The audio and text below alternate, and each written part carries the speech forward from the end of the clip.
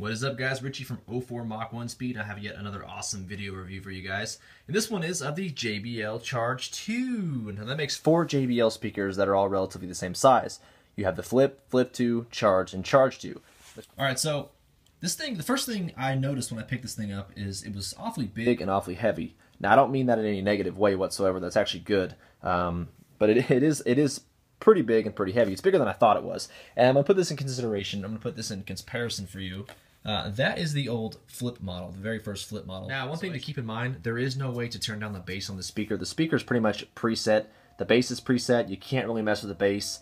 There's a reason for that, because these two, speakers right here, not really speakers, but they're basically passive, passive radiators. They're basically passive radiators. So there is no electricity or no electric power running to these side speakers.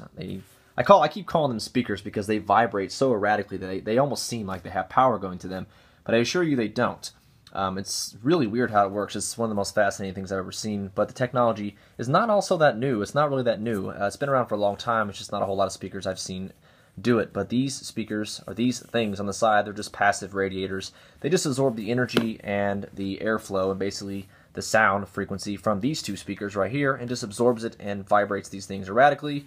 It's freaking crazy, but it definitely works like that. So, and I'll show you guys what I mean. When you look at the speaker, or when you look at this side passive radiator, and you look at this side right here, if I touch this side right here, as you can see, it's moving, and I'm just barely touching the speaker. So, if these were two independently driven speakers, then they wouldn't do that. So, keep that in mind. Pretty cool. Now, there are quite a few differences between the Charge and the Flip models. As you guys can tell, the size is not just one of them. There's actually a lot of differences between the Charge and Flip models. The Charge, well, actually, there's not a whole lot of difference between the Flip and the Flip 2.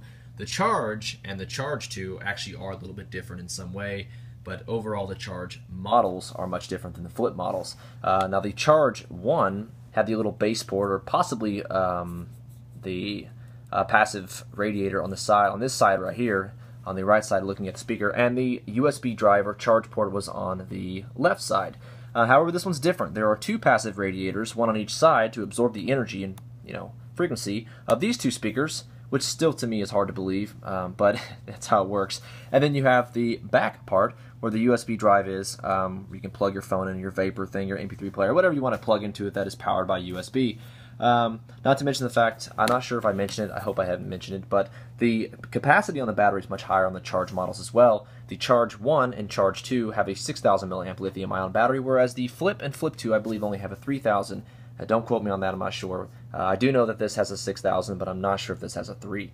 It might have a little less than that, I'm not sure, but just that's what I think. So, but this does have a 6,000, and this possibly has a 3,000. So. All right, so I know I'm probably going to be getting this question quite a bit. The speaker itself supports Bluetooth 3.0, which should really be any Bluetooth device that you have. It has two 7.5 watt speakers, or two 7.5 watt drivers, however you want to say it, and two 45 millimeter transducers. Now, it does have quite a few options, quite a few things that I'm probably not going to use.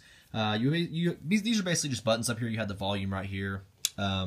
And then you have the pairing button for the Bluetooth. You have the power button, the volume, of course. And this little button right here is for 3 of your friends to share multiple music. You can basically have 3 friends in the room, and you can pair up 3 separate phones, and you guys can just play each other's music. The calling button right here for voice dial or anything like that. So I have to say, one good thing about it is the packaging. The packaging is phenomenal. I like the packaging a lot more than the the Flip and Flip 2. The Flip model, the packaging was kind of a pain. I mean, you have to open up. There's 12 different packages that it's in. It's just a pain in the butt. This is just a box that opens up, and the speaker's in there, the charger, the USB port that goes on the wall. Comes with all that. Cool thing is I believe that whichever color you decide to get, it's going to be coming with those exact same colors of the cord and the charge cord, or the charge supply and the charge cord. So if you get a red, get a black, those colors are going to be probably the same as the cord and the power supply. So. Now, I do have one small complaint. It's not so much a complaint because I just think it's the way that the speaker is designed. If you're more of a fan of higher frequency sounds, cymbals, just more treble basically, the Flip models are going to be your best bet, because I have noticed that even if I mess with my equalizer on my MP3 player or my phone, the frequency isn't quite as high on the charge as it is on the flip. So if you're more of a fan of bass, then you definitely need to go with the charge. If you're more of a fan of higher pitch frequency, cymbals, more treble, you definitely need to go with the flip. In my personal opinion, I really think that JBL makes some of the best, if not the best, Bluetooth speaker systems that you can buy for the price. You just can't beat JBL. They're absolutely amazing, and I've dealt with nothing but JBL for a very long time. I've never had any problems with them, and they just seem to put out nothing but high-quality sound. Maybe that has something to do with the fact that they're also designed by Harman Kardon, and Harman Kardon is a very expensive and well-known speaker company, or speaker name, basically. If you want my thoughts, on the Beats speakers, I'm definitely not going to give you my thoughts because I have nothing but negative stuff to say about Beats. There's a simple reason for that, because Bose is pretty much right around the same price range as Beats, and Bose just completely blows Beats away in sound quality. They do. The only bad thing about Bose is they're not meant for decibels. They're not meant for turning the volume, up really loud and listening to it. Bose is not designed for that. Bose is pretty much designed for, crystal clear, clarity sound. That's what Bose is designed for.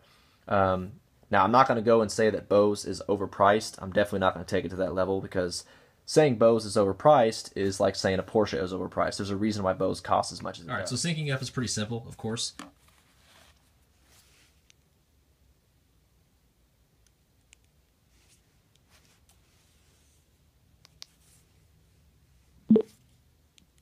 You just hit the Bluetooth button, of course.